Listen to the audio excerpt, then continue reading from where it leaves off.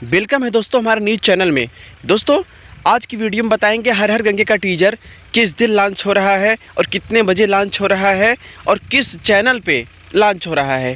तो उसके पहले रिक्वेस्ट है, अगर आप लोग चैनल पे नए हैं तो चैनल को सब्सक्राइब कर लीजिए और वीडियो को लाइक कर दीजिए दोस्तों, ताकि मैं इसी तरह के न्यूज़ कंटेंट मैं आपके लिए लाता रहता हूँ। आप सभी को पल पल की खबर भोजपुरी इंडस्ट्री की लाता रहता हूँ। चलिए दोस्तों वीडियो शुरू करते हैं।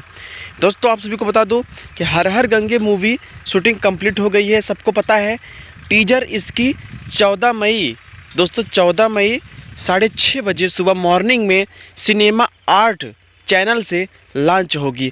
तो आप लोग तैयार रहिए पावर स्टार जी को अपना प्यार आशीर्वाद दुलार देने के लिए।